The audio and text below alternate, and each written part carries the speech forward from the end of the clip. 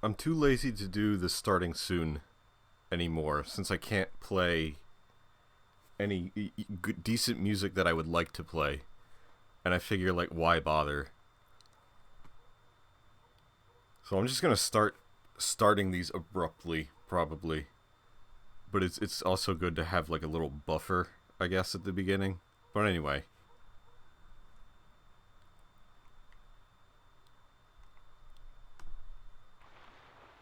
Welcome to definitely the first time I have streamed Yoshi's Island. Definitely didn't do this before. Definitely didn't do this, I think, twice before, in fact.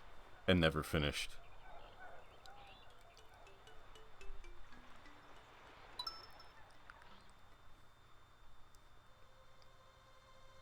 Hi Sam, hi Sean. How are you guys?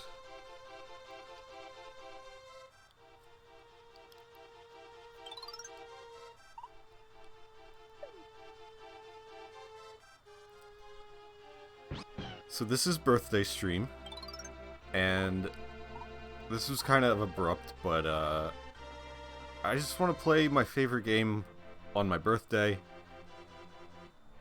and like I said, we didn't finish it in the previous time, so we're definitely gonna do it this time. You and Meech are streaming simultaneously. I hope this doesn't cause issues. He said it wouldn't, and I'm gonna believe him because he is way more tech savvy than I am. I don't appear to be, my stream quality is looking alright so far. Yeah, I did the bandwidth test beforehand. Actually surprised that I'm up considering the recent Twitch hack. And I had actually manually reset my stream key. And then the next day, Twitch reset everybody's stream key. So I wasn't sure how that was gonna... if I really needed to do anything on my end, but apparently not. Because Streamlabs just works around it anyway. It has that information, I guess.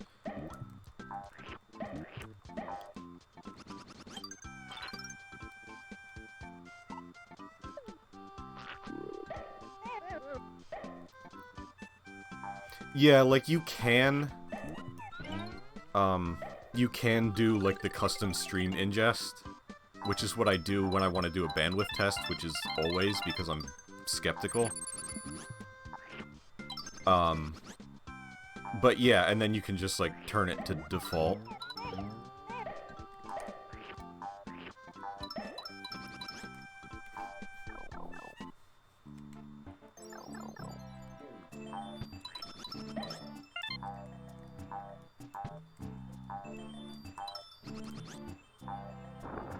But anyway, hi, welcome to Yoshi's Island, Joshua's Isle, Jeffrey's Peninsula.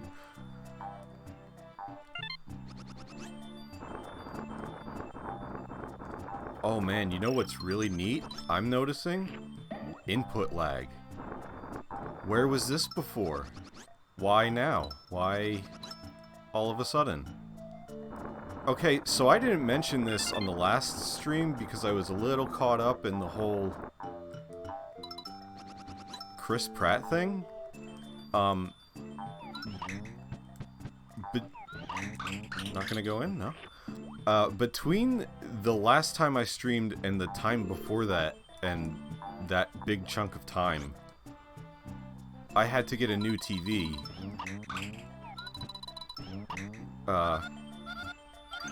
Because the previous one just kind of stopped working, just died one day, the screen at least. So, thankfully I didn't have any real issues trying to stream from that last time. But now I am noticing severe, not severe, but, I've played this game a million times. I know how it's supposed to feel. Oh, hi, Mitri. Are you streaming right now and, like, in my chat?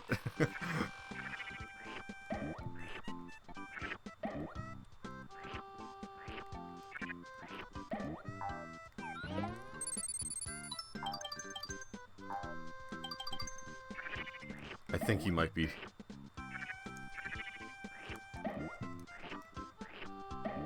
No, you.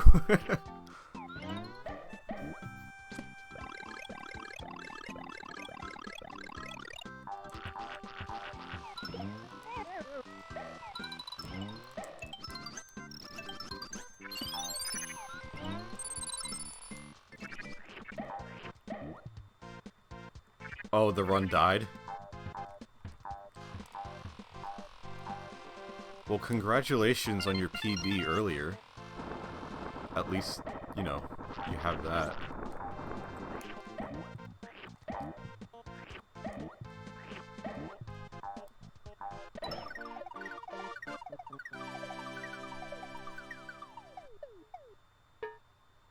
You know what? I wonder if it's... Maybe this is the controllers that are...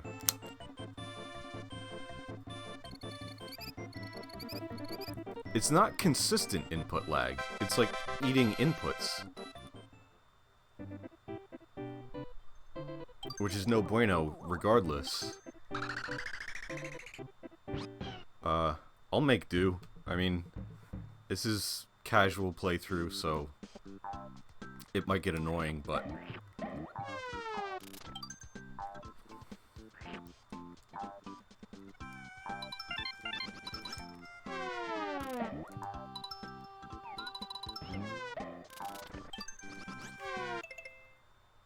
Does the TV have a game mode? I was looking for that the other day, completely unrelated, and I did not see it.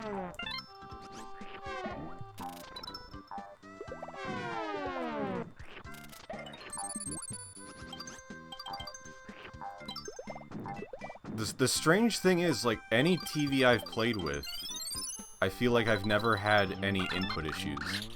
And I hear people talk about that all the time. Especially, like, with retro consoles on a modern TV, which this is not. This is my Switch. So there should be even less of an issue. I wonder if it's just the communication between my Joy-Cons and the Switch itself. Because those jumps are coming in correct right there.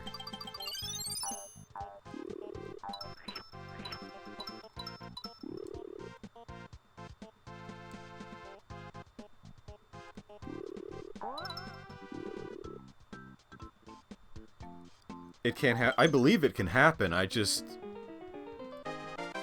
don't recall having any issues. I haven't played on this TV much, but when I mean, Mario Golf is a different game, but I don't remember noticing for a second that there was any lag. So this is too inconsistent to be, I think, the TV.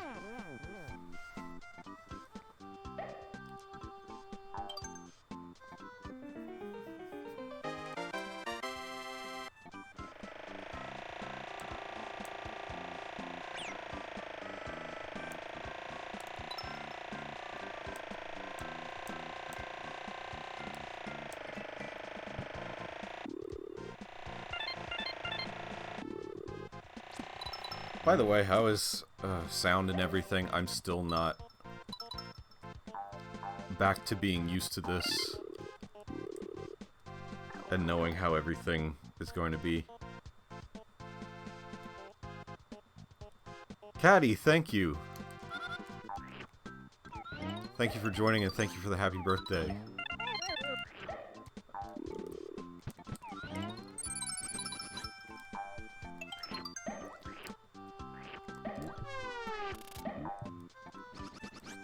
Bluetooth interference, Boo's sabotaging your run.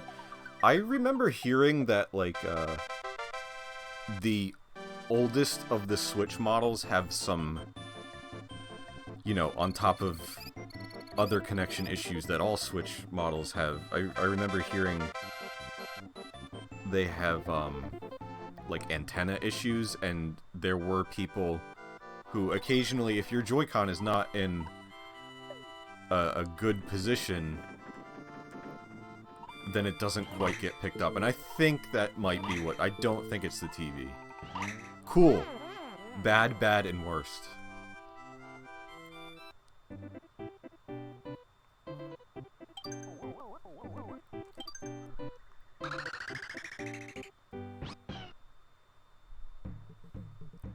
My TV really affected my gameplay. I mean, yeah, I think, like I said, Mario Golf was a different enough experience, and now here I am playing a game that I know exactly how it should feel. And I was it's not as bad anymore.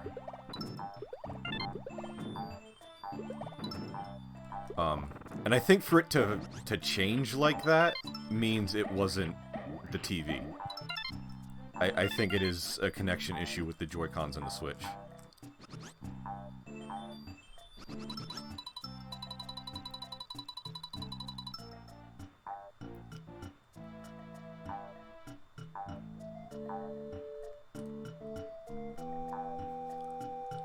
Like I said, I've been lucky that every TV I've had, even with the retro consoles, I've never had to deal with that. I've never had to do anything extra or just, you know, live with it.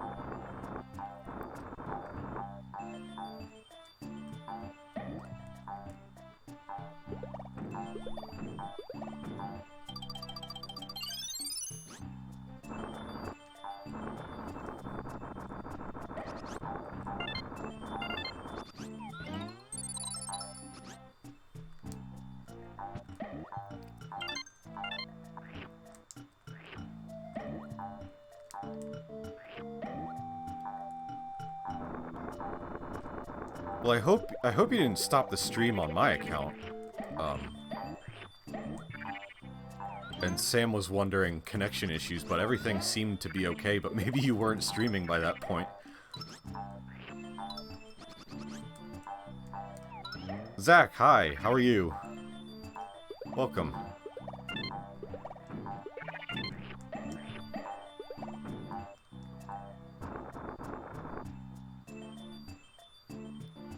The fuck you mean you're still streaming? How are you... Are you just practicing right now?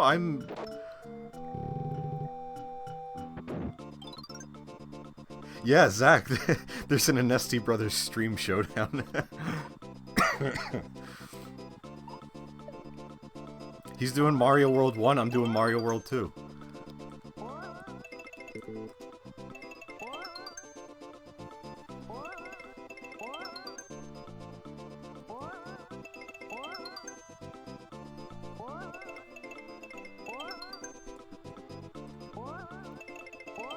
I kinda never liked that this was called Mario World 2.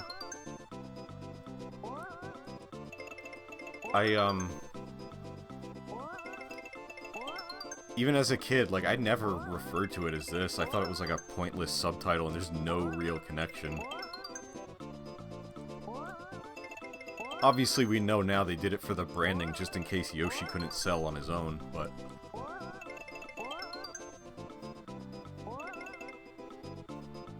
The secret third brother is playing Yoshi's New Island.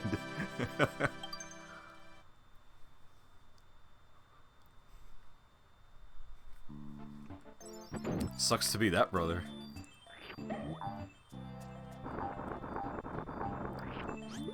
That game wasn't that bad. Look, if I can be perfectly honest, I get why people didn't like that game, and it's definitely hard to listen to. That's fair, but the game was fine. It was very middle of the road, but it was fine.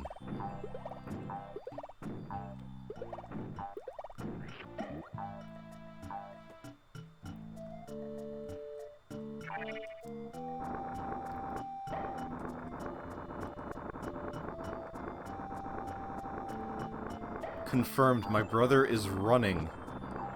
Speedrunning Super Mario World on stream, but also in my chat at the same time.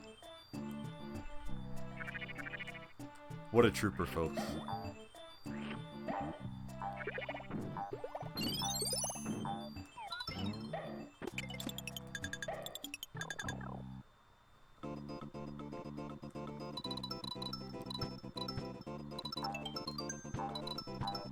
That third brother's name, Mario Anesti.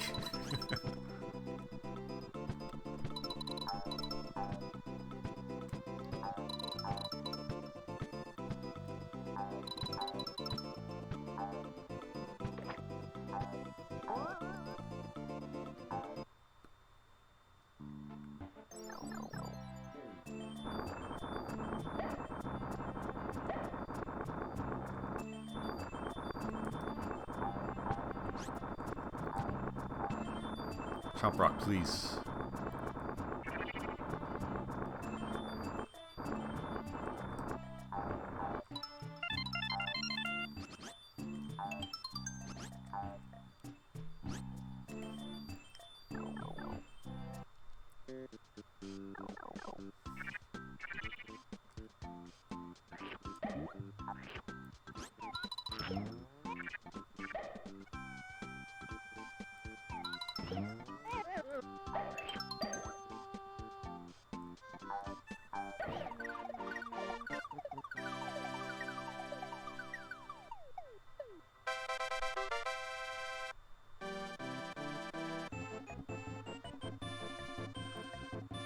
I'm confused.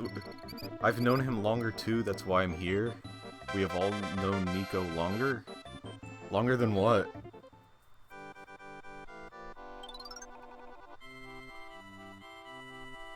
Oh, I'm sorry. I missed the message that started it all. Zach said I've known Niko longer, so that's why I'm in this stream rather than my brother's stream. God damn it. Kamek. This is the worst of the bonus games, and it's the one they introduced you to first.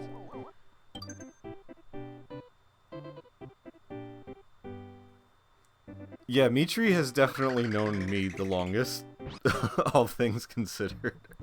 I think he's got most of you beat. Meech definitely has seniority, but I want to say I've known Niko for well over half my life now. That's true. I mean... yeah, he's got entire life. Oops.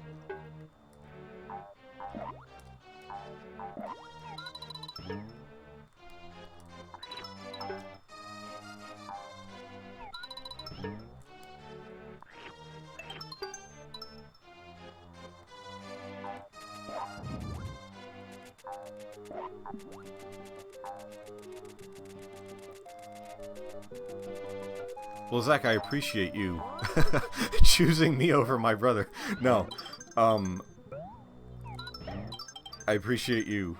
I don't mean to make people choose. I don't like to stream over other people, but I was like, I want to do... and I was fumbling about at, like, the last moment if I was going to stream or not. And I knew I was going to regret if I didn't.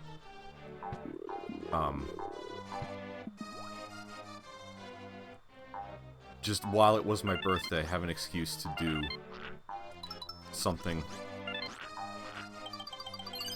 And just hang out with a couple people in chat and whatever. It would make me feel alright, and I knew I would regret if I didn't do that, so... but in most cases, I would not... I do not like to stream over other people if I can help it.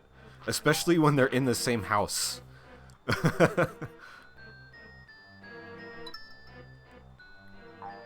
Oh, thank you, Zach.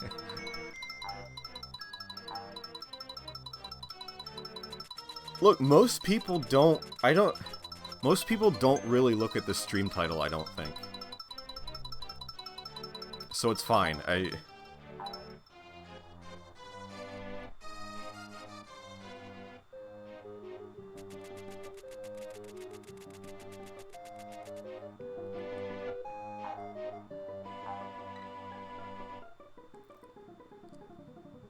yeah, I talked about it last time. This 3D wall was advertised, like, so heavily when this game came out. And you better believe it was the raddest shit I had seen in 1995. This was 3D. It is 3D. Tell me that's not 3D. I mean, the funny thing is, like, Star Fox and stuff had already existed by this time, but I definitely remember they went hard on all of the, like, 3D effects and morphing in this game. I remember, like, the touch fuzzy get dizzy level was also shown very heavily, like, with the ground kind of swaying and the background, like, oozing around.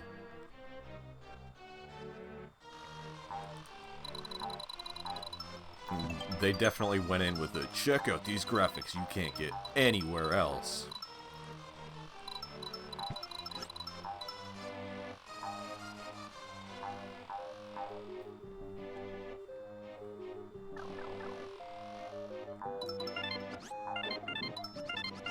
I remember being, like, in a Toys R Us, and you know how they used to have the whole kiosk for, like, their video game section, and there was, you know, TVs showing gameplay and whatnot. And, I absolutely remember so vividly when this game came out, or was coming out, there was, like, a TV showing, like, a sizzle reel of this, and it was showing the touch fuzzy get dizzy level with Yoshi drunk and, like, moving around and whatnot. And I remember saying, like, how much I wanted that game, and my mom was like, don't you think this is gonna be, like, too hard for you? I guess based on, like, all the movement and stuff. And I don't know, that's just, like, one of my first memories of seeing that game.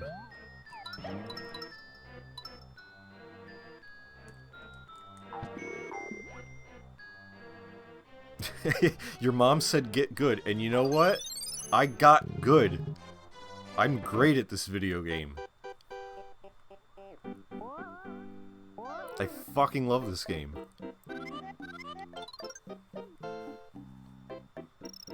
What if I had said no, or what if I had said, yeah, you're probably right, that does look too hard, I won't get Yoshi's Island, and then I would have never played my favorite game ever. Who knows where my life could have wound up.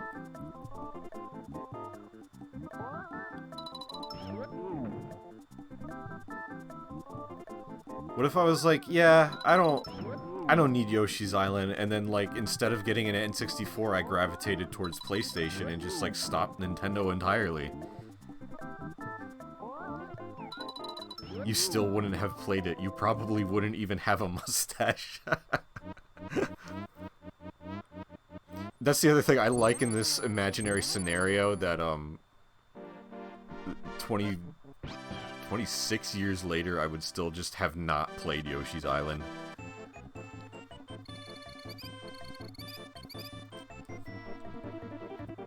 You turned into Crash Bandicoot, yeah.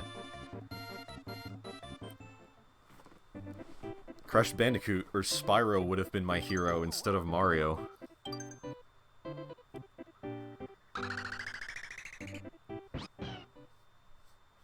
I don't know, I mean, like, I liked Mario. I was latched onto Mario really early on. And by the time this game came out, I was already obsessed, so I think we were already past the point of no return. That I wasn't going to suddenly ditch Mario and go for another video game mascot.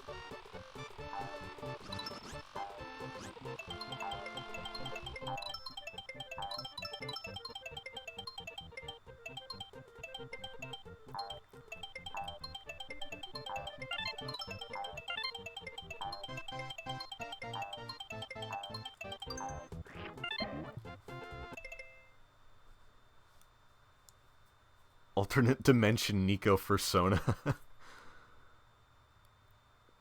Where Niko tried to become Mario.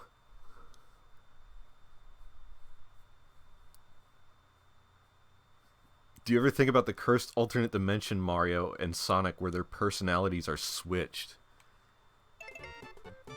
Like that image somebody made where they draw Mario in like the Sonic Adventure style and they draw Sonic in the Mario style. And Mario's all like, yeah, cool! And Sonic is just a small lad. Like he used to be. But Mario is like this cool, edgy plumber. Probably not a plumber anymore, probably like a skateboarder. You know, something that kids like. Skateboarding. Extreme sports.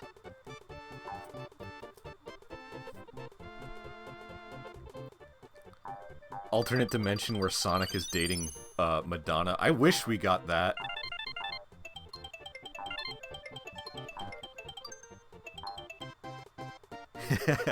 He exclusively skates in half pipes. I wish I had a stream deck, because I would definitely have, like, a round of applause or something for that. I want a soundboard. I don't stream enough to warrant having a stream deck, but I still want, like, a laugh track and a rim shot and stuff.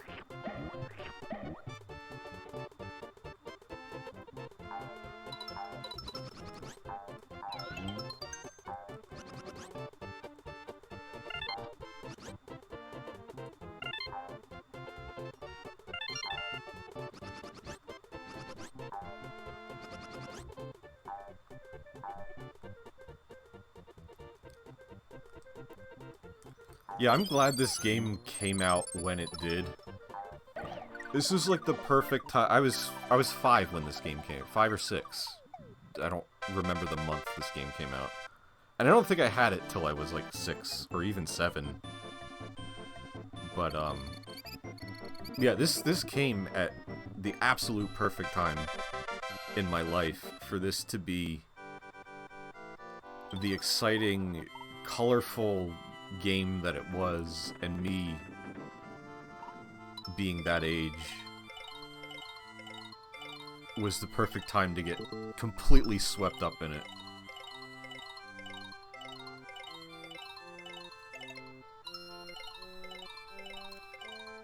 And still, this, like, just sounds from this game are very, like, they will, in ways that nothing else can, just kind of evoke memories.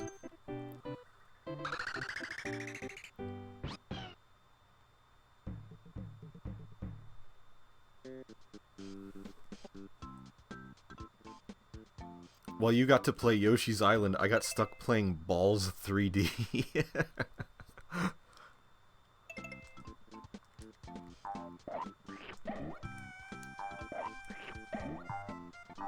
Were Sega fans really eating well in 1995?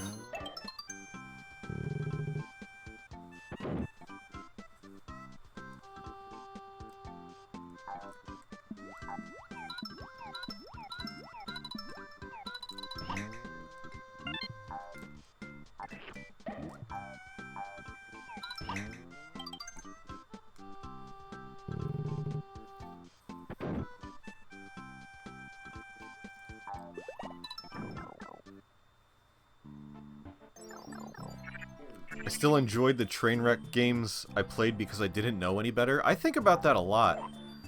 How we just accepted, like, you would go to Blockbuster and rent a game, and it would be garbage.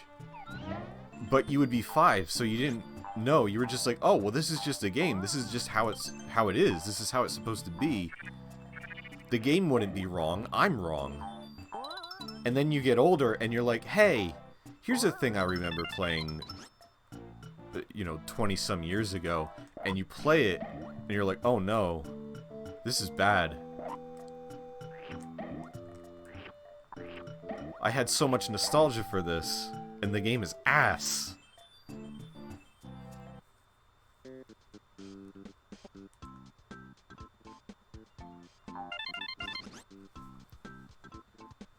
Did you ever rent a game a bunch of times you totally should have just bought instead? Yes, and I can't think... I know that I definitely have an answer for that. I will come back to that. Nico, always happy to see you stream. Happy birthday. Thank you, Burgers. I appreciate it. Thank you for stopping by.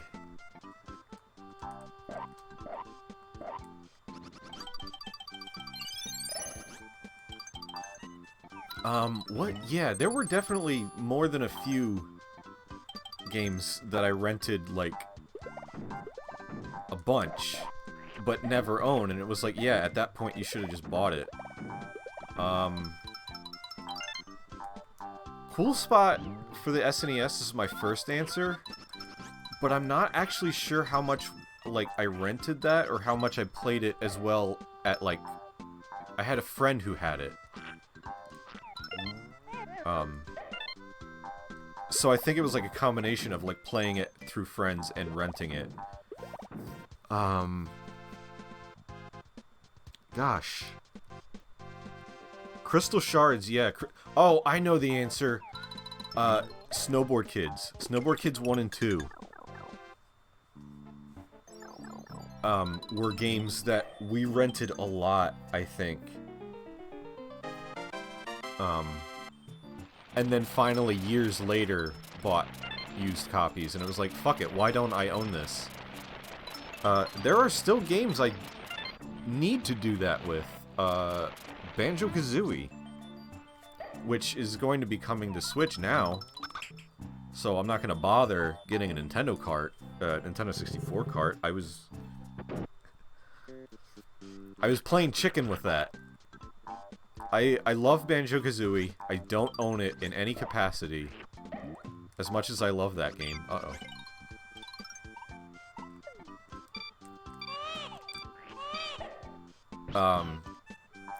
And I've really been wanting to play Banjo-Kazooie lately. And to this day, I still don't have a cart. And... like, when he was announced for Smash, I was like, well surely we are going to get Banjo-Kazooie returned to Nintendo system now. And it didn't happen. And so once again, I was thinking, I gotta cave and just buy the cart. And I still didn't. And I was like, well, in the direct from a couple weeks ago or whenever, very quietly, I did not even notice. I don't even think I knew this information during my last stream. When they were announcing the new fuck you pay more for our shitty online service for N64 game system, there's like a brief screen where it shows more games will be added soon, and it has like Paper Mario, and then right next to it is Banjo-Kazooie, which is a big fucking deal.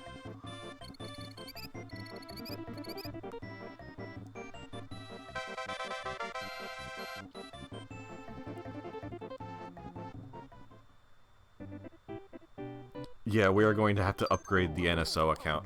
We're gonna find out soon, I think. They're still holding out on telling us what the pricing is. I don't know how that's gonna work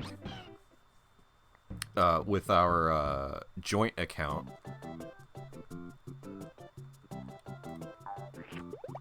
I've resigned to having to pay more.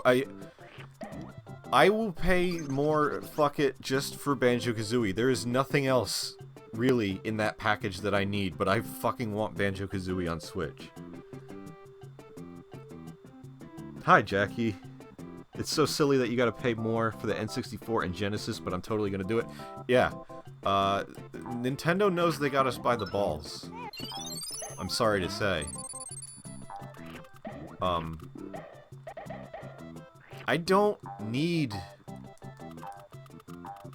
Nintendo 64 Online.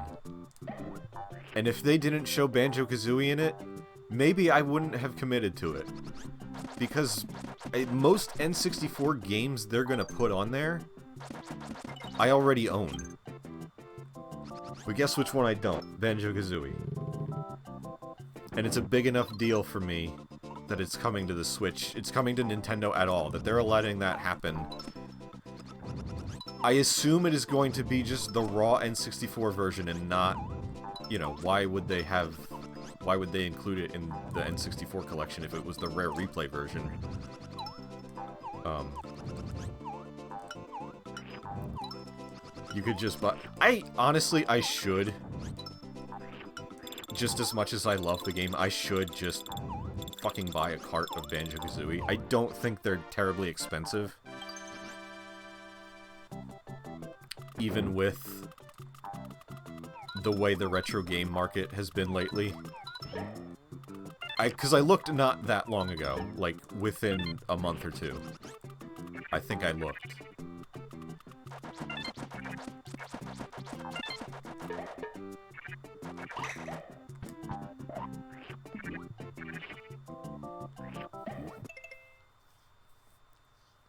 One of the games I tried to stream when I was more serious about streaming was a first playthrough of Banjo-Tooie, and I hated it.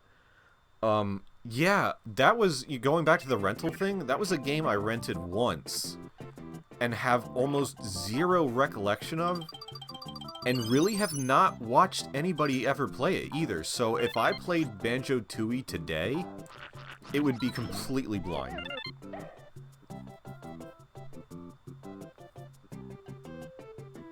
Gotta collect all the notes without dying again. I'm not looking forward to that. Because I've never done a 100% run-through of Banjo-Kazooie. Because I've gotten so close on, like, Click Clock Wood. I'll have, like, 98 notes and then die, and I'm like, I don't want to play anymore.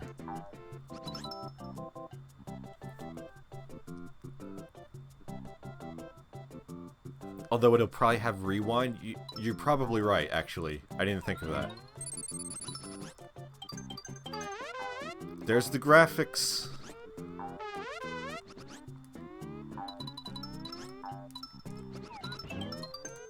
Yoshi drug joke.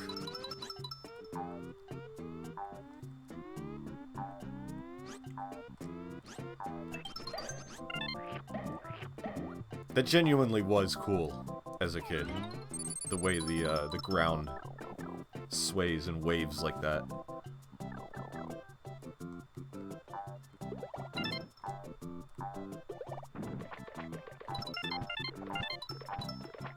In other news, I recently bought a banjo. Nice. You don't see a lot of people playing banjo these days. And I wish I could... I don't know how to play any... Now buy a kazoo, yeah. And play them simultaneously.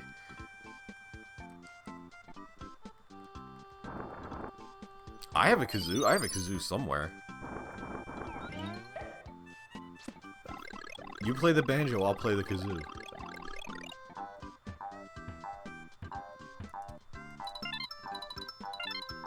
This area took me forever to find as a kid. I didn't call it out when I entered this. But I do not even remember how I eventually found this area. I remember going through this level dozens of times going, where I'm missing like 3 red coins, where could they be? No, just an invisible off-screen spring that launches you into a different area.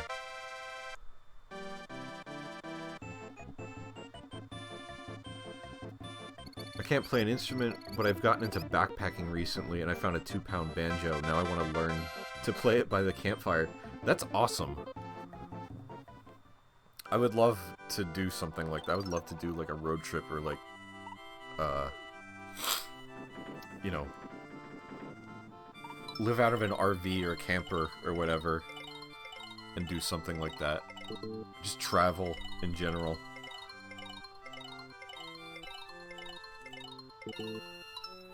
We are having the best luck with the bonus games tonight.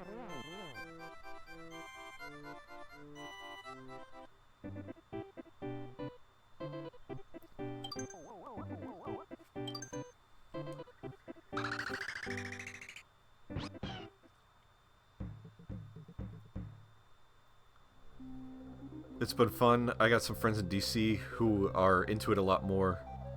Into it more hardcore than I am. If we go to Pennsylvania, you can come. I would love to. I wish I had, like, the means of... I've always wanted to do, like, a cross-country kind of road trip like that. but I would be too overwhelmed even to plan that. I would not be able to be the ringleader of that situation. I just want somebody else to do it and take me.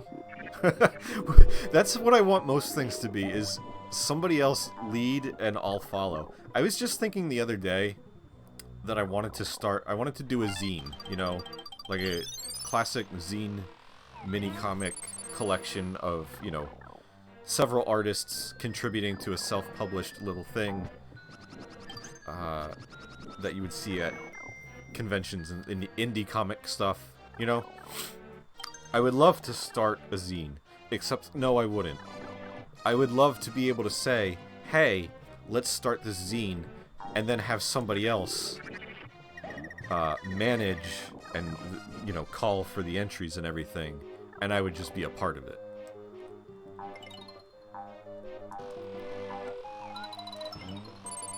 But when you want to make a zine of, like, a thing that is not, like, somebody has to bring it into existence in the first place. And I'm too fucking lazy to do that.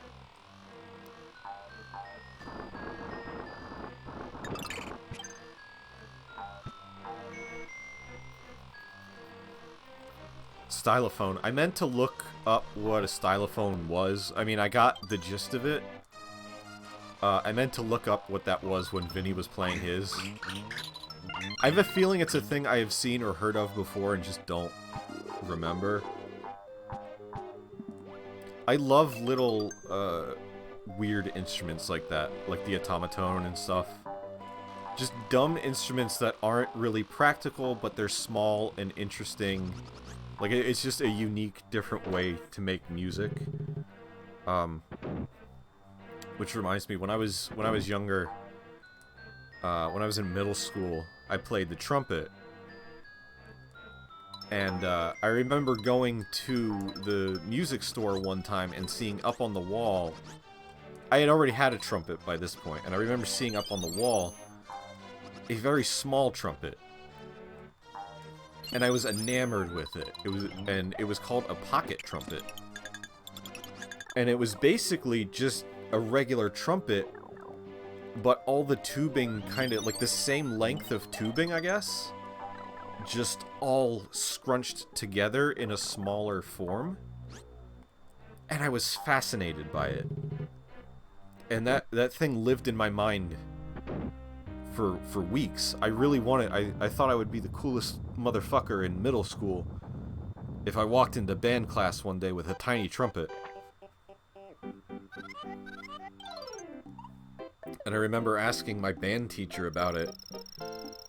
And not that I think I would have gotten one anyway, but I remember asking my band teacher about it almost kind of like as validation, like, hey, have you heard of it? Like, would it be cool if I had a pocket trumpet in the band?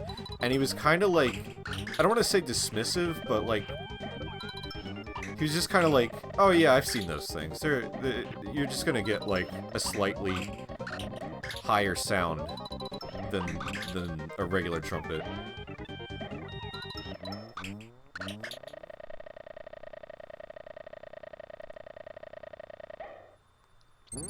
Stylophone and automaton are similar sounds, kind of. Yeah, they got like that buzzing vibration kind of thing going on. There's so many inappropriate jokes I could make about your tiny trumpet. That's what it would have ended up happening if I did get it.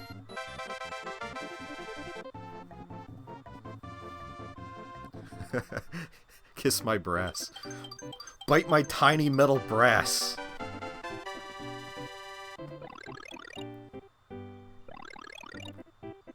I wish I had any reason to stick to playing the trumpet or instruments in general. I haven't even played, you know, piano or keyboard or whatever in a long time. I still got my trumpet somewhere. I don't think it's in great shape. If I ever like took it up again, I would just honestly have to get a new one.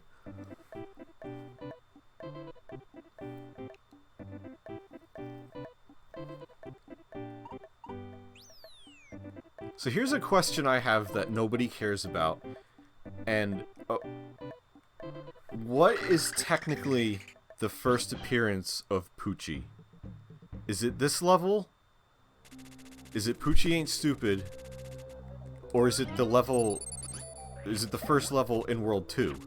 Because these levels both unlock at the same time, but this one's optional. This one appears earlier, I guess? There he is. Like, you know, this is technically still World 1, but chances are, like, people... I'm overthinking the hell out of this, but I'm genuinely curious what should technically be... Get the Mario Wiki on the horn. I have a discussion that needs to be addressed.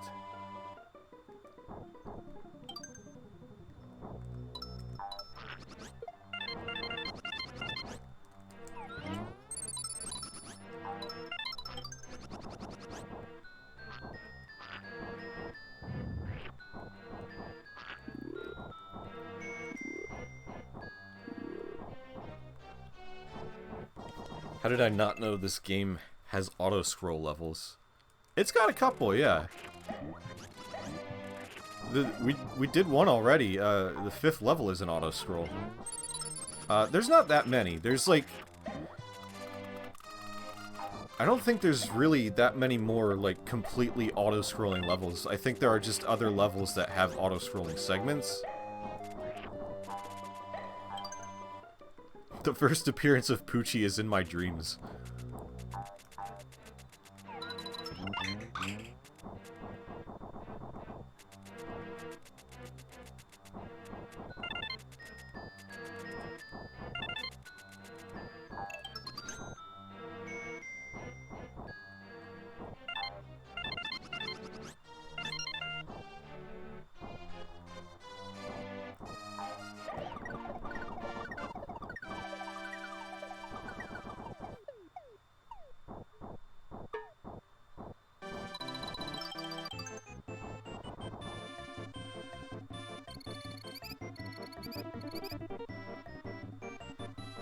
I don't know how long I'm gonna go tonight. I seem to remember last time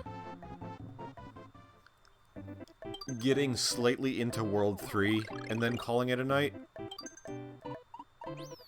And I'm thinking maybe I should split this up into like 3 streams of 2 worlds each.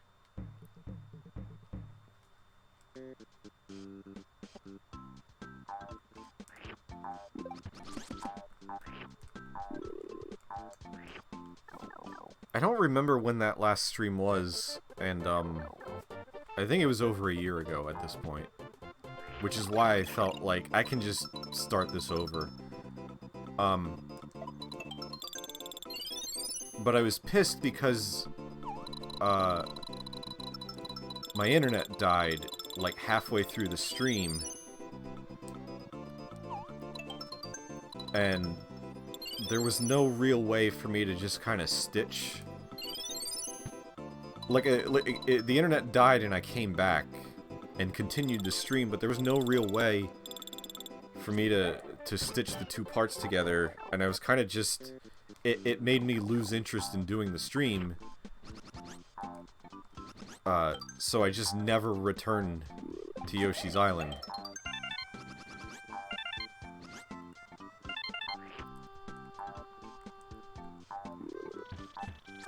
So that was like a secret stream. There he is again.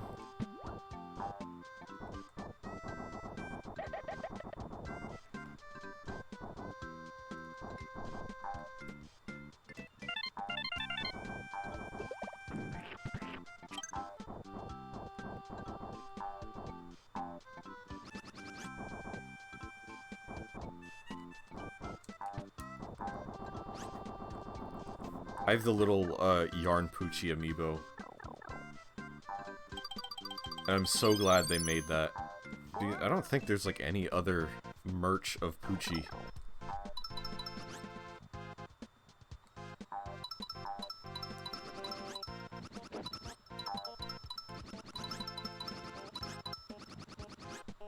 Which is weird because there's merch. I've definitely seen a plush of Polterpup from Luigi's Mansion.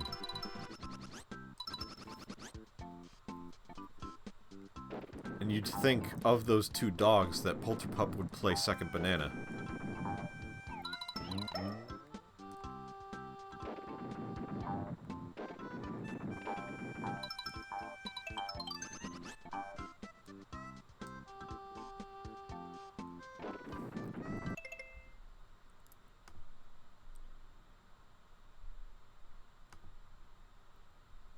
Just wanted to check my stream quality.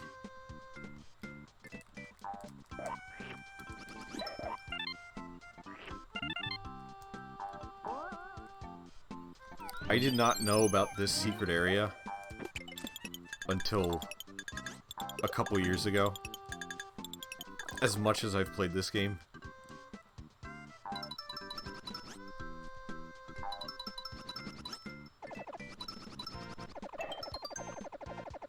This weird lava castle in the middle of an overworld level. Ooh.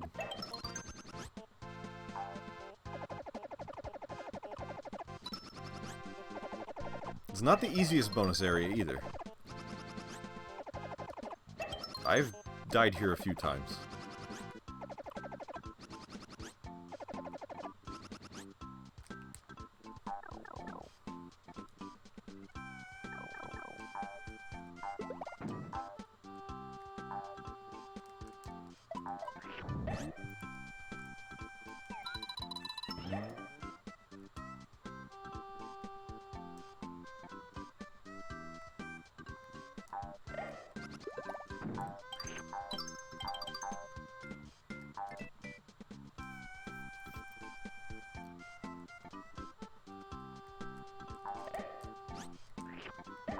This game, it exists, there's like a, like I was saying earlier about what this game just brings up memories.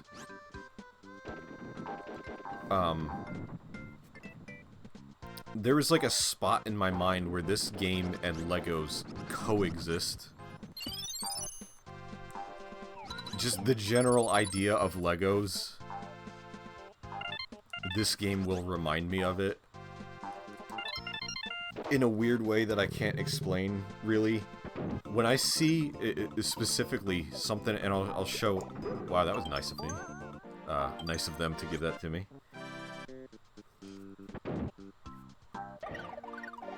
There's a moment in the next level where there is, like, a freeze watermelon, and every time I see it, my brain just goes, Legos! I don't know why.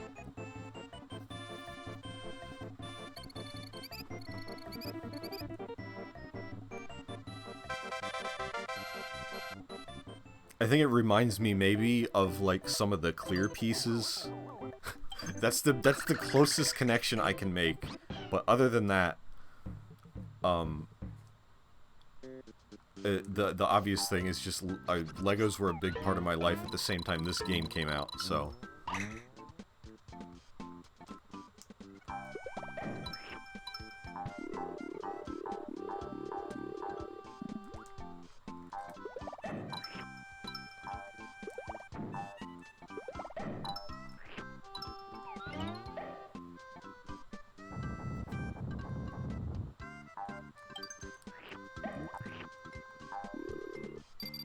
I also got stuck on this level for what felt at the time, you know, it felt like I was stuck on this level and didn't know how to pass it for a long time as a kid.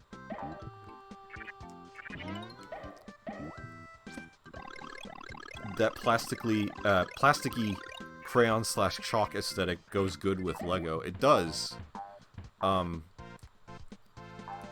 I think it was a perfect storm of everything that I was interested in at the time, and then this game looking the way it does was just perfect, and also being part of Mario, which I was already obsessed with. So it was just like, naturally, I am going to latch onto this.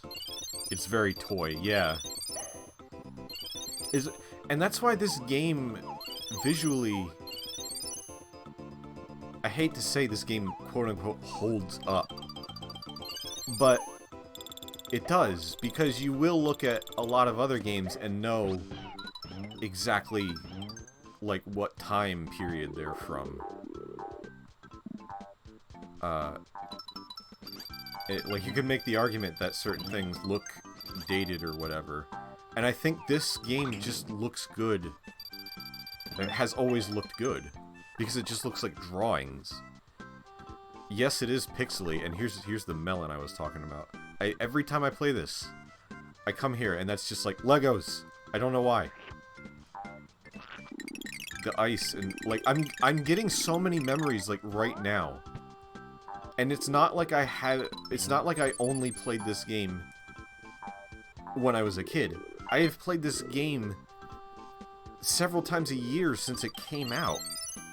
It has been ever present in my life, but it still so strongly reminds me of where I was in life when it first came out.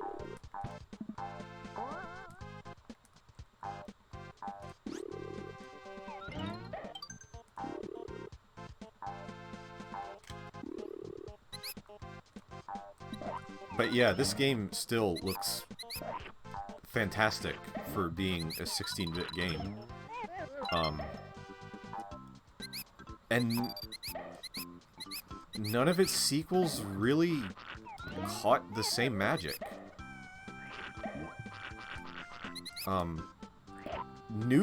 Yoshi's New Island, I think, completely missed the point by having, like, ugly 3D models with a crayon filter over them.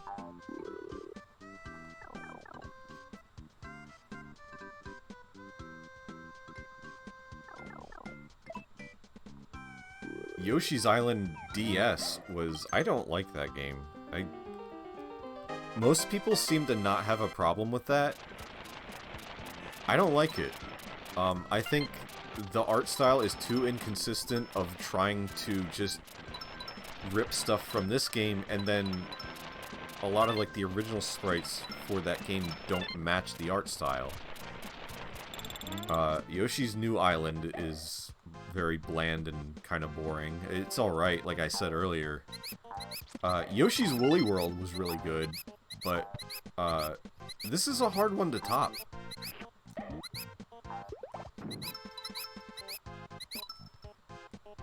A proper style will make things feel timeless, yeah. Well, not that everything has to feel that way, because, like, I like looking back on, say, the PS1 or the N64 era, and seeing those chunky polygons. And I like that there is now kind of a comeback of that for indie games, where people try to recapture, like, the 1996 feel of video games. In the same way that, like, faux 8-bit was done very heavily for a while.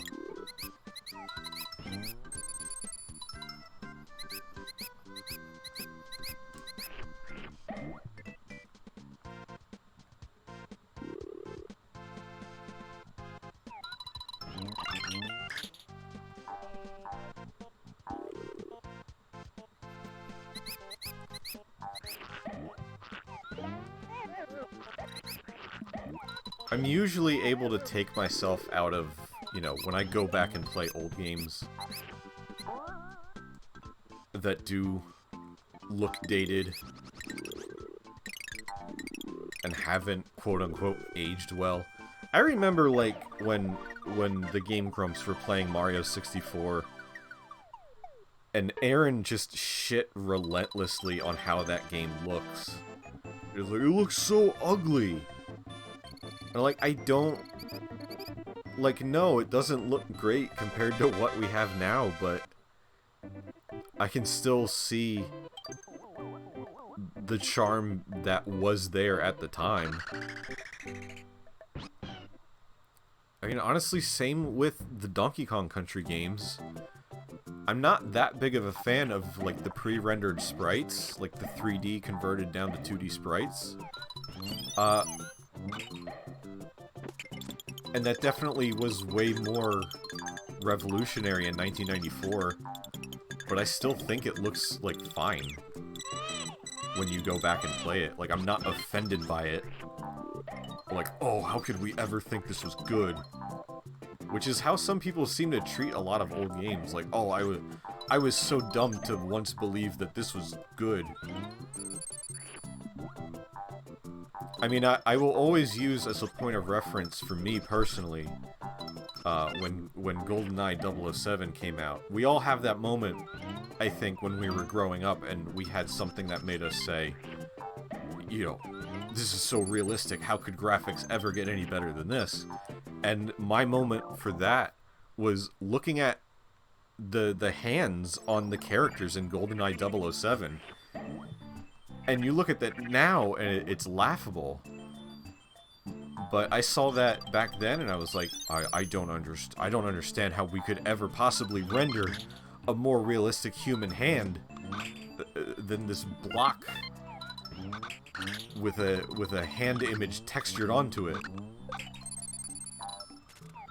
Like, now it looks ridiculous, but I can still go back to that game and, like, it's fine.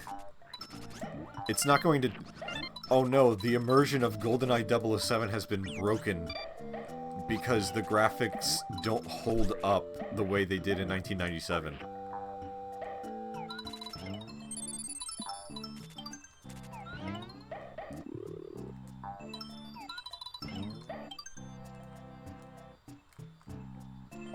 But at the same time, yeah, it does speak for a game like this, where it looks good. It just looks nice whenever, over the years you have played it, you can come back to this, and, you know, maybe some of the effects, as we were talking about earlier, feel very of the time, like, you know, this was technology at the time, but as far as the visuals, still just, again, they look like drawings. And how can you not like this?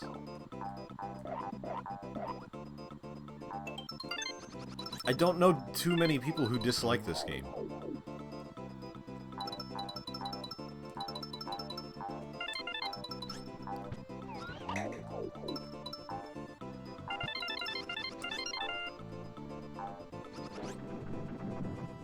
This is widely still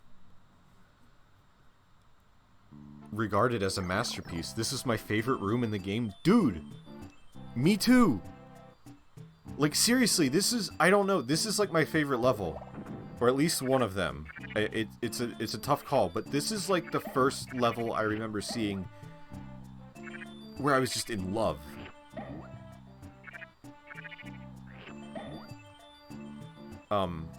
This area, I love this waterfall cave. I love the music. I love the look of this. I love that area with, like, you know, like you said, ground pounding and throwing the eggs through all the dirt. I love that secret area.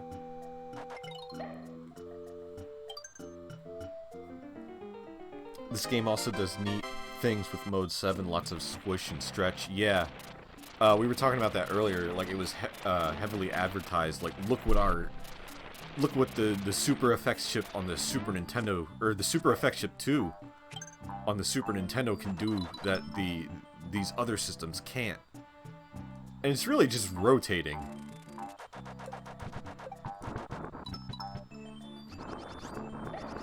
But at the time, it was like, oh my god, this is 3D. I'm seeing real 3D before my eyes.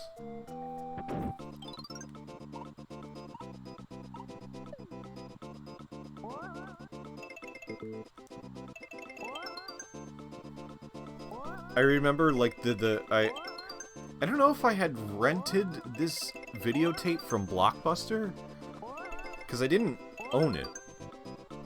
But I somehow had, like, the Yoshi's Island promotional VHS tape.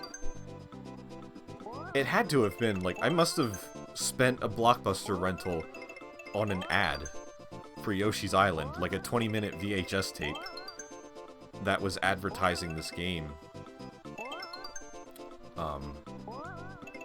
Please look that up if you've never seen it. Just search, just YouTube, Yoshi's Island promotional VHS, and you'll probably find it. I think it was given through, like, Nintendo Power. And it's just kind of like a behind-the-scenes thing with this extremely 90s guy wearing, like, a backwards cap and overalls or something, I think. And, you know, long hair, surfer dude. It's like, hey, we're here at the Nintendo Treehouse, and we're here to get, like, and the camera's, like, turning sideways and shit, and he's like, and we're gonna show you an inside look at Super Mario World 2, Yoshi's Island. And, you know, it goes in, and it makes it look so far, and it absolutely worked. It made it look so cool, to see, like, you know, they go over, like, different aspects of the game, and they keep talking. It's like, we have this new technology called morphimation, and, you know, it shows this of, like, Yoshi morphing into the mole, or the helicopter, or whatever. And, like I said, they show the ground waving, they show the panels in the fortress falling down onto you, and Yoshi getting flattened. And it worked.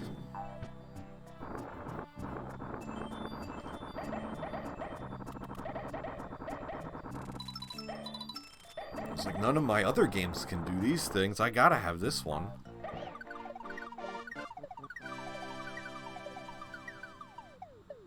There's one for, the year prior, there's one for Donkey Kong Country as well, where it's, and I think that was the first one they did, and then they followed up by doing the same thing for Yoshi's Island. Having this little, like, VHS that they would send out that was just a promotional behind-the-scenes look, and it was, I think it was the same host, 90s guy.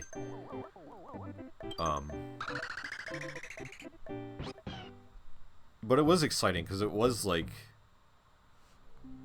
at the time, groundbreaking technology.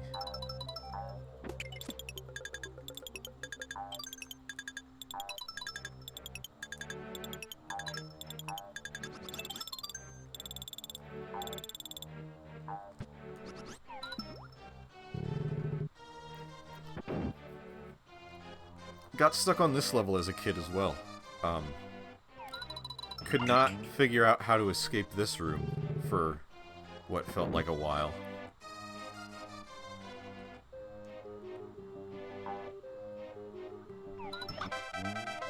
Because there's this weird thing you have to do where you kind of like gotta go in another room and then come back out, because otherwise this path up here is blocked off, and I couldn't figure that out as a kid. Couldn't figure out how to get, you know, here, in through that, where that middle ring is.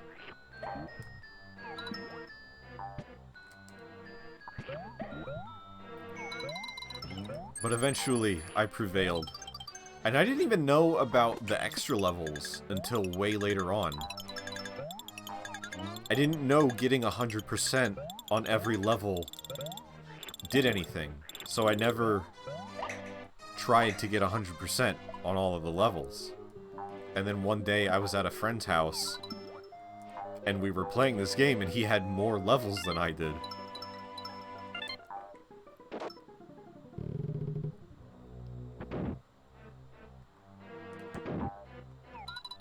And it was like, I remember playing like that, the one I played earlier, Poochie Ain't Stupid, the first extra level. And it was like, whoa, new content for this game that I've had for a few years now, I think.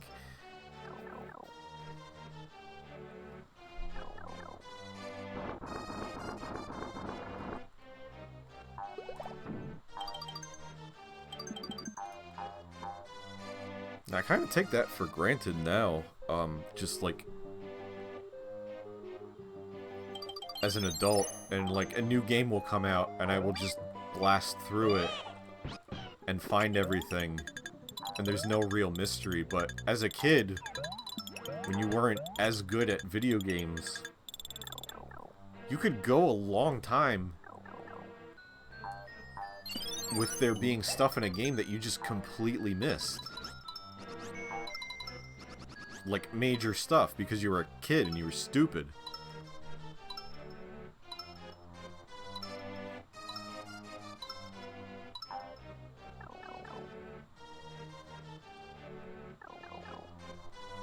I don't think I, you know, 100%ed most of the games I owned until I was, like, into my teens or even adulthood.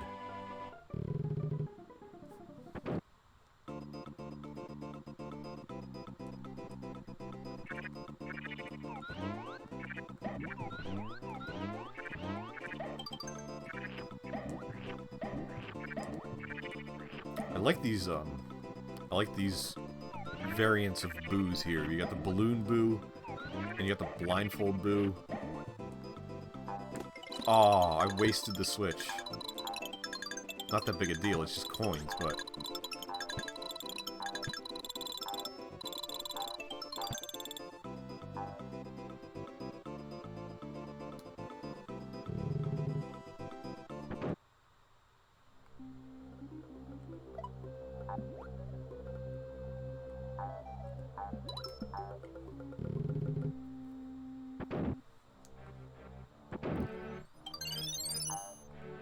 More 3D. It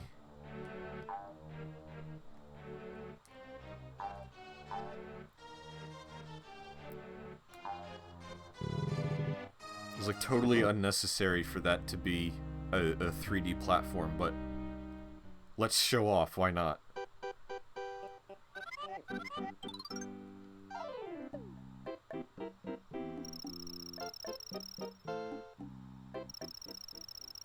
God, even this is very nostalgic. Like the colors that the bosses turn into with Kamex magic.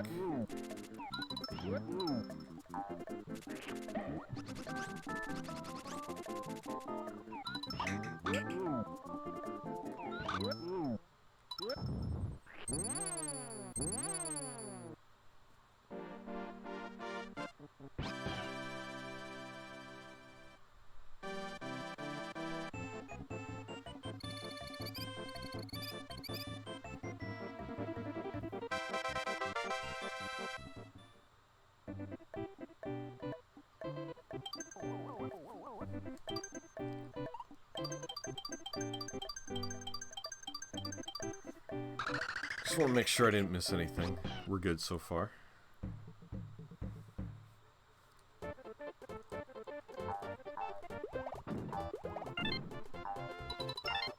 I mean, this game, like, it's hard for me, like, not to get everything anymore, because it's just muscle memory.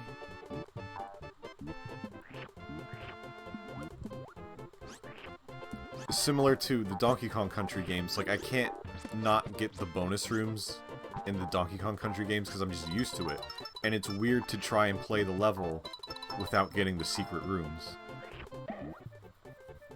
It's a little thing, but I love the way the chalkboard text is in scribble vision if you get 100%. Reminds me of, like, 90s era Nickelodeon. Yeah! I love that. It's just a nice little touch that, you know, they didn't have to do it, but it gives it that much more personality.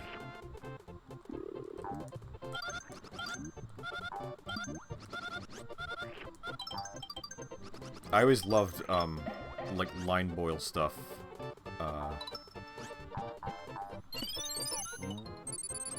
Like early home movies, the show. It's the squiggle vision, I think, as they were calling it.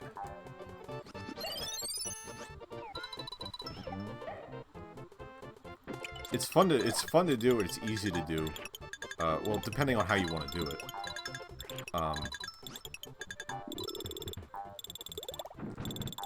It's fun to do those little line boils in animation.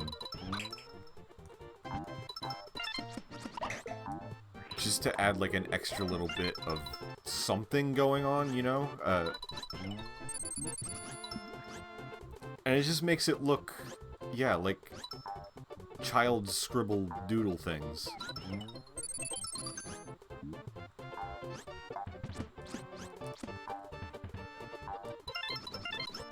So I've always had an affinity for that, and maybe it's because of this game, I don't know.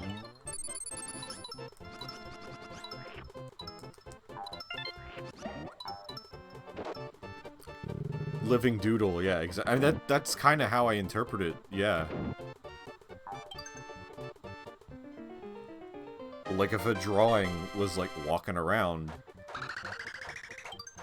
I imagine the lines would kind of be inconsistent. Not unlike this right here. The little drawings in the background that come to life. I'm going the wrong way.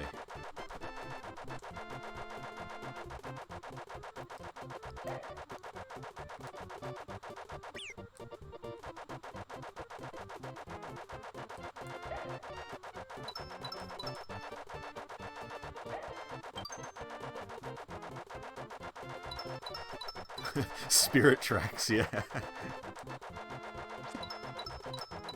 I remember nothing about Spirit Tracks.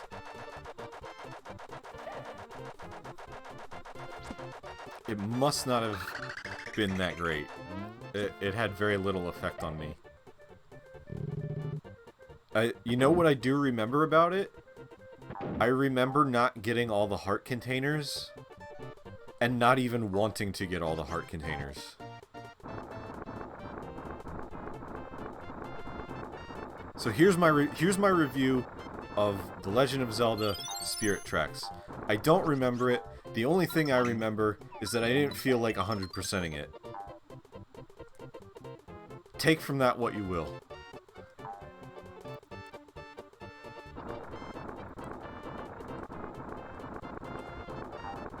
The only thing I know about Spirit Tracks is it had a pretty good main train theme, probably because it's similar to the Great Sea theme in Wind Waker. Yeah, that's pretty much all I could tell you.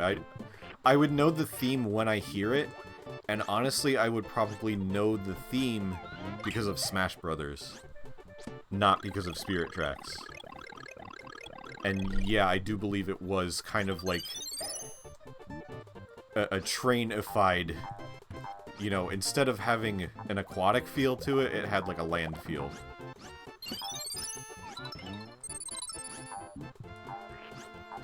I remembered liking Phantom Hourglass a bit more, but honestly didn't even like Phantom Hourglass that much.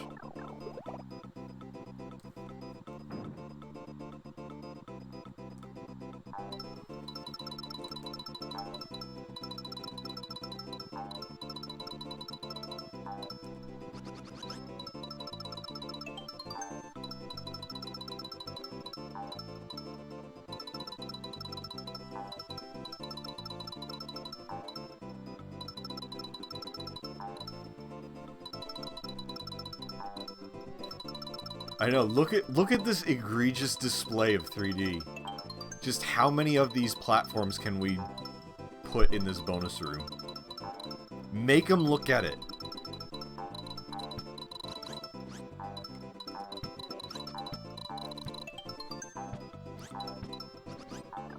There were... This is more 3D than actual polygons. There were 4 games on the Super Nintendo that used the Super Effects chip 2. This game, Star Fox 2, which never got, you know, an official release until recently, Doom, and something else I don't remember. I just know there was a 4th game.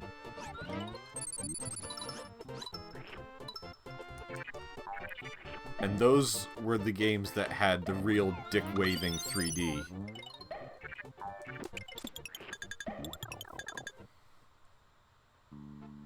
This is another bonus room I didn't know until even more recently. Like, within the past couple years, I remember posting it on Twitter. I was like, I've never been here before in my favorite game. And, someone I know replied to me, and it was like, wow, really?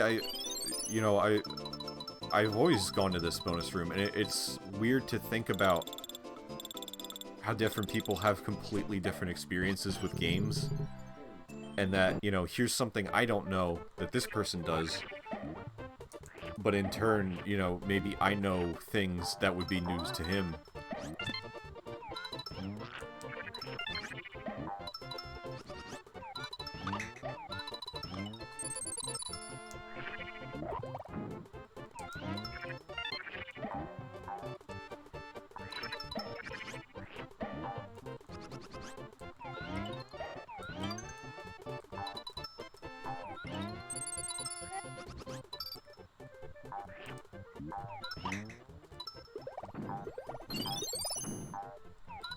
I like that little dude. His name is Cactus Jack.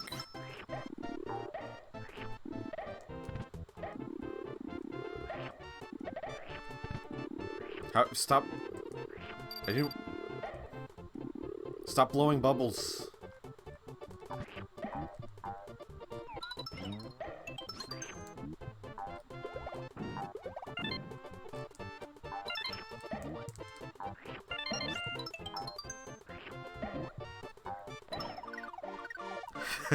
Some people say that Cactus Jack is kind of a prick. This is a good one, +2.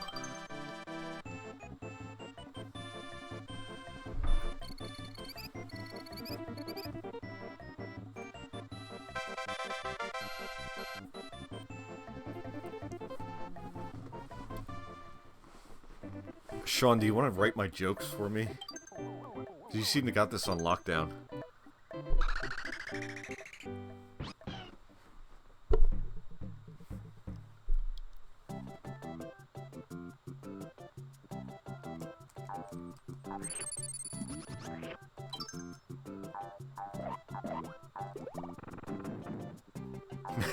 Maybe one day. Yeah, you know, we'll just do scripted streams, you know? I'll tell you what game I'm gonna play, and we can write jokes. And then, as the things come up, I will pretend to just slip them in organically.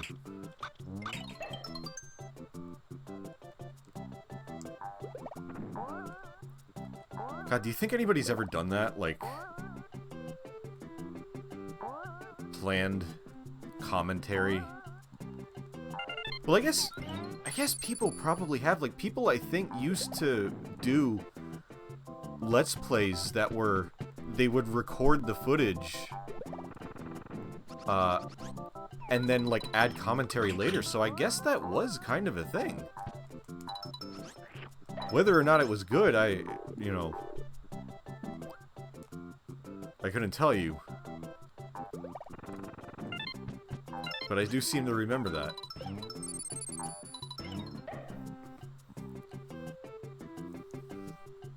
I'll rate the jokes by how hard I've grown at them. Just like a talk show, yeah, honestly. Excuse me one sec, I need a drink. Also, my back fucking hurts.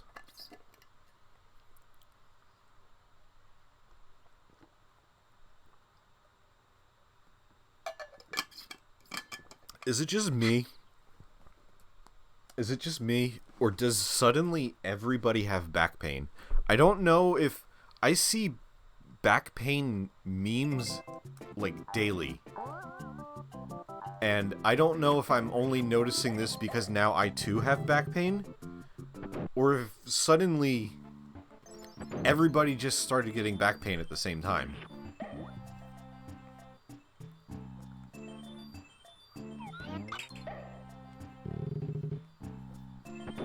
Bowser's Evil Test. Yes, that is amazing that we still... Like, that has such a legacy, and we still quote that. How fucking old is that video? The past few years have aged everyone by at least 30 years. Well, yeah, I guess...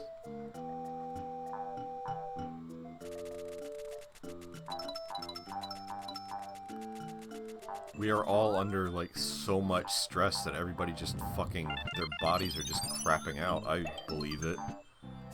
I need to go to the fucking doctor, honestly. I went... And I was going to physical therapy for a while, and nothing happened. I went there and they were just like, here's some stretches. I was like, cool, I can do these at home. What else are you going to do for me that's going to help my pain? And they're just like, no, just do the stretches. And I went there for maybe 10 visits. And I get that it was like, I think they weren't taking me seriously because I wasn't like hunched over in pain and I wasn't an old person. And there were people there who clearly needed more help than I did. But I would go there and not receive any real help. It was just, okay, Nico, you got your stretches? Alright, we'll check in on you. And then I would just not hear anything from them. And I would just be there for an hour doing stretches that I can do right now, if I so felt like it. Wow, I don't know that I've ever lost this minigame.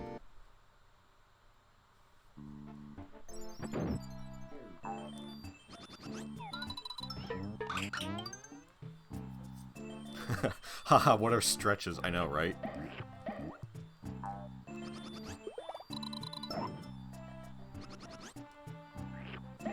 I mean, it was like... the stretches are helpful a little bit, but they don't really, like... they're not really helping the pain, nor are they, like, preventing it from coming back. So I gotta go back to my doctor, and I'm dreading that.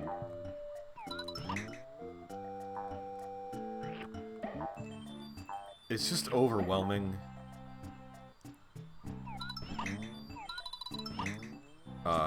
To be like, oh, well, what am I gonna do? I'm gonna call the doctor, I'm gonna wait to get in, I'm gonna go, and he's gonna be like, well, I'll send you to this person, and then you gotta call that person, and then you gotta wait to get into there, and then you gotta figure out what they're all about, and if your insurance is accepted, and it's like, I'll just fucking live with the pain, I guess.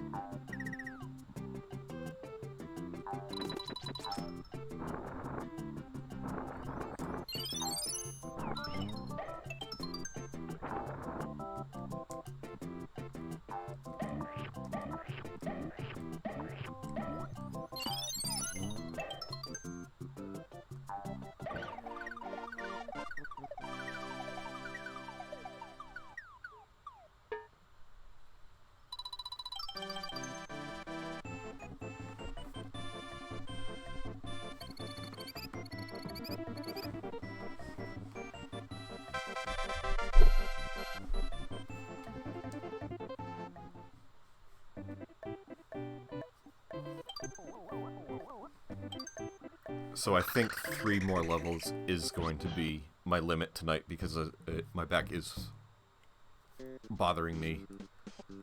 I'm tired. I'm getting old. It's... what can I say? I've gotten older today. Specifically.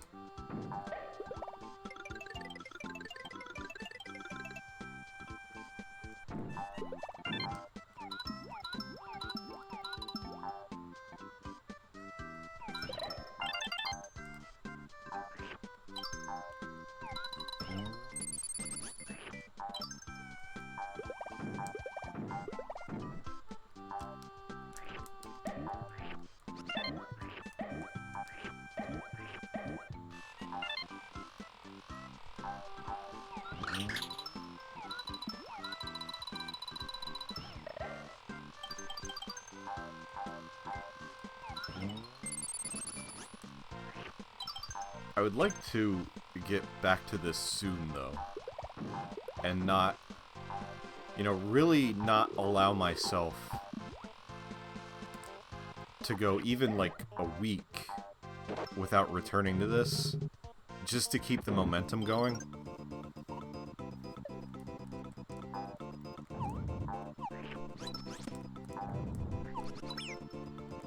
Because if I do it for too long, then we're going to wind up with another unfinished playthrough of a game that there is already an unfinished playthrough of.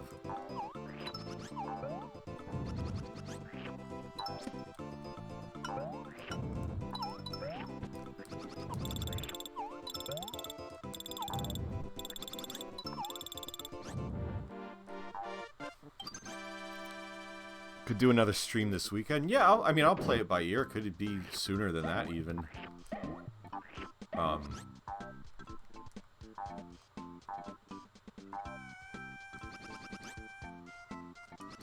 Like, it's easy to say in the moment where it's like, well, I don't have to do it. Like, after this, I'm gonna relax. So I can say whatever the fuck I want. I can say, I'll stream tomorrow morning. But then what's gonna happen, I'll get up tomorrow morning, and I'll be like, fuck, why did I say that I was gonna do that? So, I'm in between wanting to make not wanting to make promises, but also really feeling like I should follow this stuff through more.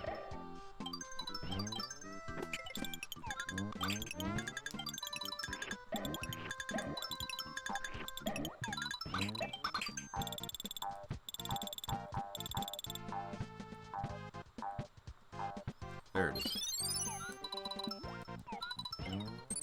I like streaming. It just takes a lot out of me. But it's the anticipation that's killer. And I gotta just, like, not think about it. I gotta not plan and not try to, like, think, you know, if, you know, what's gonna happen, what am I gonna say, whatever, because you can't plan that.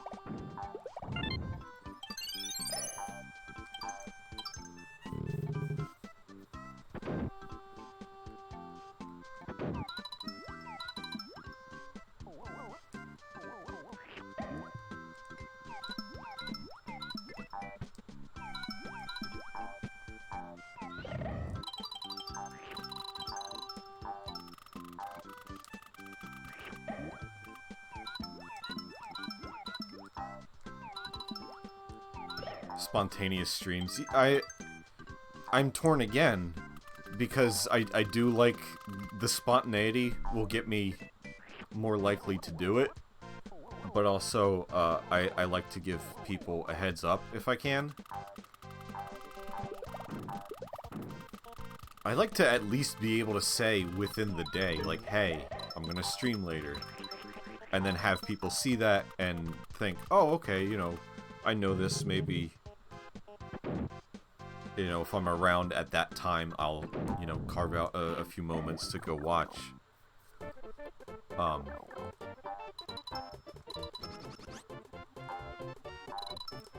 But yeah, on the other hand, I gotta just not think about it and just do it.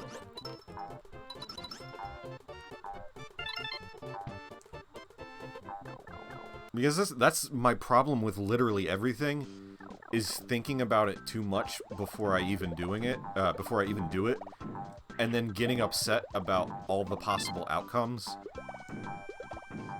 and then, you know, scaring myself away from doing it.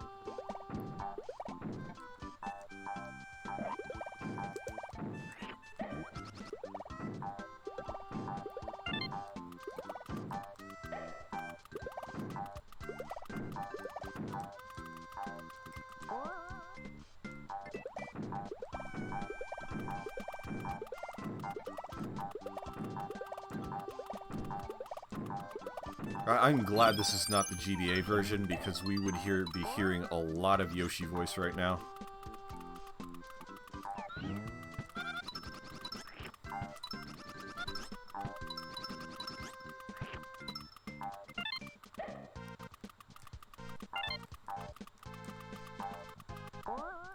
We would just be hearing Buring Ha over and over again.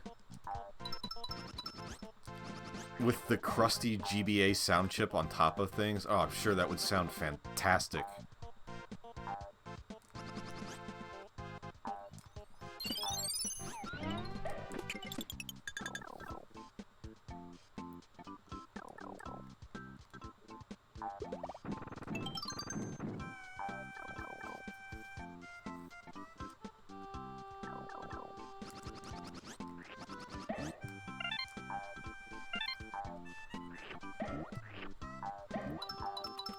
I actually, a couple nights, my brother told me that this was a thing he was doing to help him sleep. he said he was putting on long plays in the background. And he said it was nice because it wasn't, like, just plain music, but it also wasn't something, like, somebody talking that you would have to pay attention to. And it was just nice. It was helpful because it was just hearing, like, familiar sounds from a game that you enjoy. And so I tried that a couple nights ago with this game, and I think maybe that's what made me want to play this.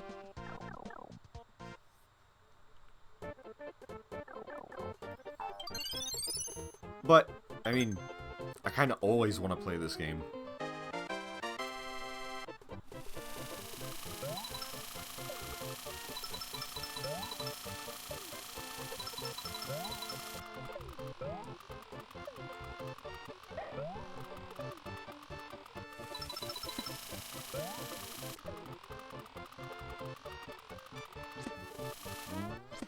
But it also wasn't really that helpful in like, it was calming, but it wasn't that helpful in helping me fall asleep.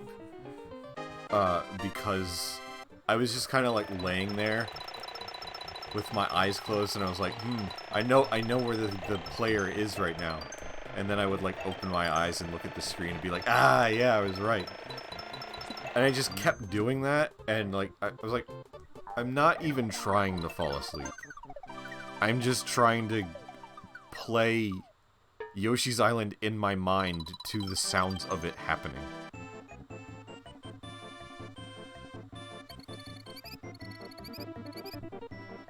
I love Disney Pixar's cars.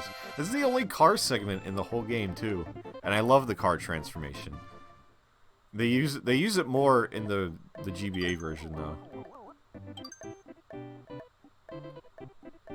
Hey, Dr. Pulse, thank you for coming.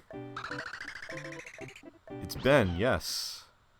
I never know, I'm so bad with, I'm never going to get used to the thing of streaming with people showing up in chat and be like, do they want me to call them by this name?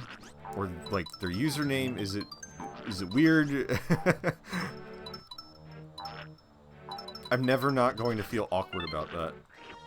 And it's like some people I've just done it with. I'll just call them by their real name even though it's not their username, and then some people I'm like,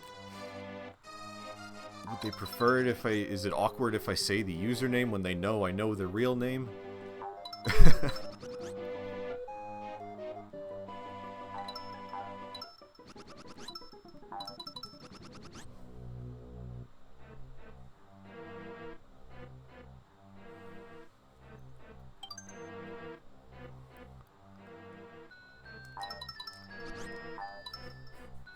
I wish Twitch would have let me change to Pulse Star. I don't use the doctor anymore. They just straight up wouldn't let me change, talk to support and everything.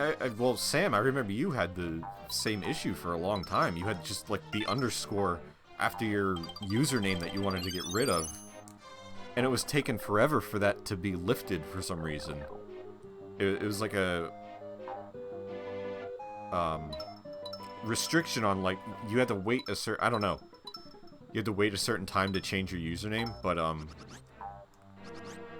I was just in my settings the other day because of, you know, everything that happened. And I happened to see that setting, too, and it was like, you could change your name at any time. So I don't know what the rules are with changing your name on Twitch, like, when you're allowed to do it. The whole thing was because it needed to take 6 months. Oh no. Shit, I was trying to read chat and jump at the same time. It needed to take 6 months to clear out from the system. But it sounds like Ben can't change it at all. That's weird.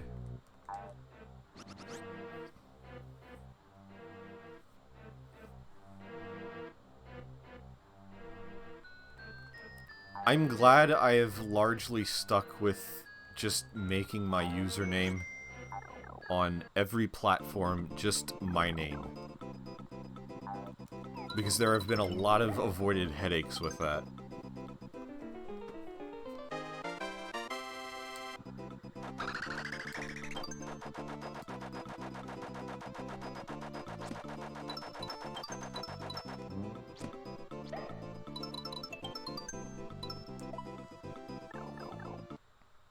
And I've been doing it for a long time, too. I don't remember even, like, the last time I used a username that wasn't just my name.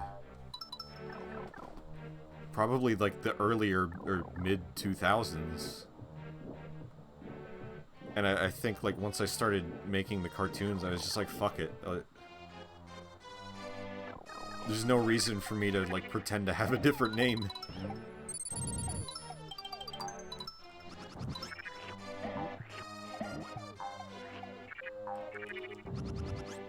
Going by your name, it's a plus, I'm sure. Oh yeah, nobody's gonna take it. It's unique enough. It's so rare that there's even, like, another Nico in, I mean, across all of social media, of course there is, but, you know, in anywhere that I am, it's usually so rare that there's even going to be another Nico. And yet, my brother has, like, 2 other Nikos that show up in his chat. I do remember, like, a long time ago on Tumblr, I wish I had, and I was, like, not a super early adopter, but a pretty early adopter of Tumblr, and I probably could have just used Nico. Like, I probably could have just been nico.tumblr.com, but I just stuck with my whole name for consistency, and then a while down the line, I remember looking up and seeing that there was a nico.tumblr.com that was not being used, but there was nothing I could do about it. Somebody had taken the username and just not done anything with it. I've been thinking about Twitch names a lot lately, and Burgers is not a good streaming name. I'm not creative enough to, like, I don't know how some of these, anybody's, like, streamers or whatever you do, like, people come up with unique names for their streams or their shows or whatever, and it's like, I don't want to be known as, like, anybody except me, so I'll just do that.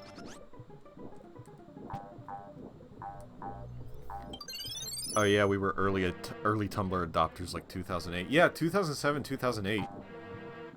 Back when the site was, like, mostly people from the Frederator offices and people who like to blog about typefaces.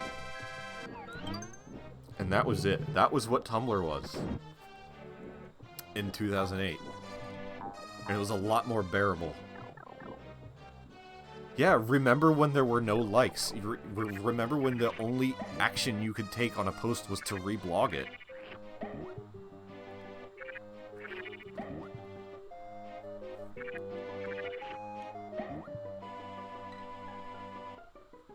My name has been taken since, like, 2010 on Twitter, and it's entirely dead Twitter.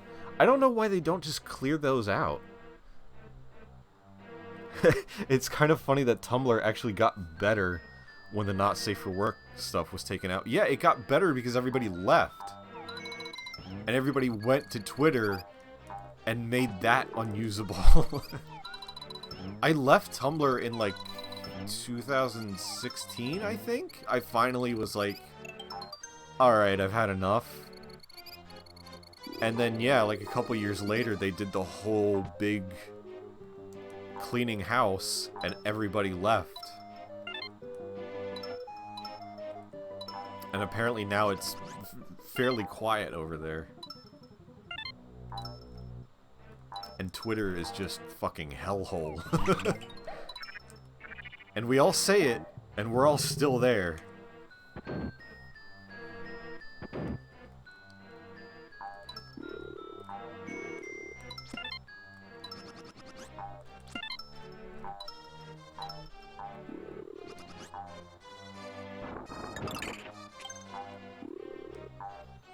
I spend every day posting on Twitter.com about how much I hate Twitter.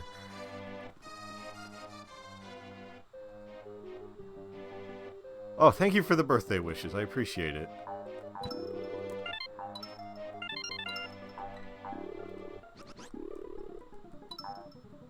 And thank you for watching. It's nice, I'll see a post and it's like informative and no one's screaming.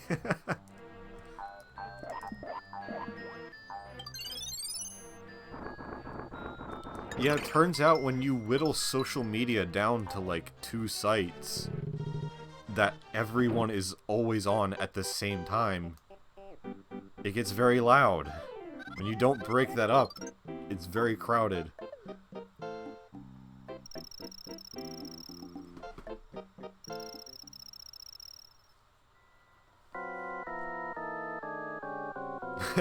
As we learned from the Facebook outage last week, yeah, there were even less sites to go to. So everybody just went... I was not really online that day, and I kind of like heard about it. I was asleep like all day that day because I didn't feel good. And I woke up and it was just...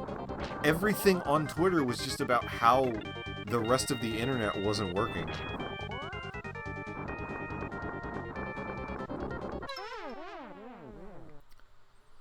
It's me, Roger, from the beach.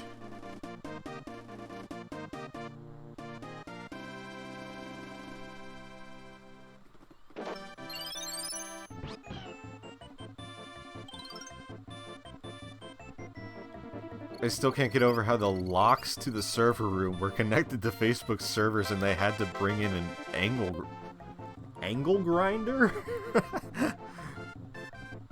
I did hear about that, yeah. This game brings back a lot of memories. It's one of my favorites. Yeah, this is my favorite game, and I've been gushing about it all night, and that's why... that's why I'm playing it today. I'm gonna be stopping in a moment. We got 1 level, and it's not a long one. But as I said, I'll probably try to, like... I don't know, what if I could, like... I don't want to jinx myself, but, like, what if I came back for 2 more streams this week and just did, you know, Worlds 3 and 4, and then Worlds 5 and 6, and then we would have it all in the bag. We'll see. We'll see what happens. But I'm stopping tonight after this one. But, yeah, this is my favorite after all these years, and I'm never not down to play this game, and I've been looking for like a better reason or like a better time to finally stream it, and like I said, we had the one time where I tried to stream it and then it got away from me, etc., etc.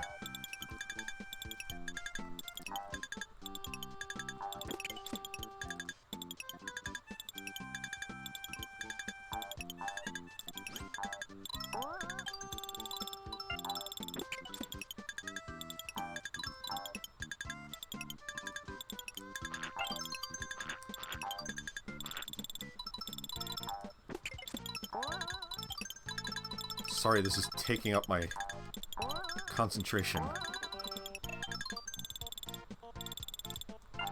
Yeah, this level is very short, but you kind of got to do it all in one go.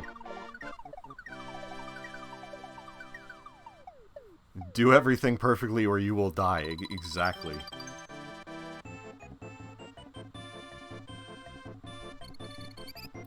Well, we did it. I don't think... Did I even... I lost Baby Mario, like, once tonight.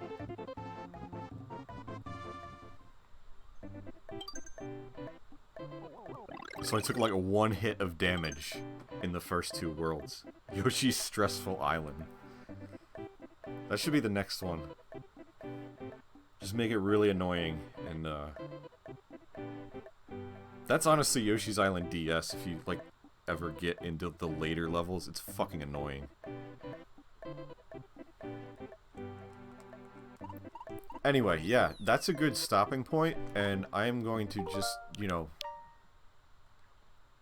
Oh my god, this was my... So this is when I saved it last time. Because that's where I stopped the last time I streamed it. So, oh my god. I streamed that a month before the pandemic.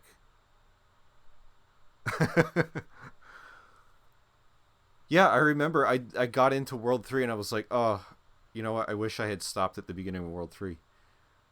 Okay, so confirmed it has been over a year. And then some. Almost 2 years now.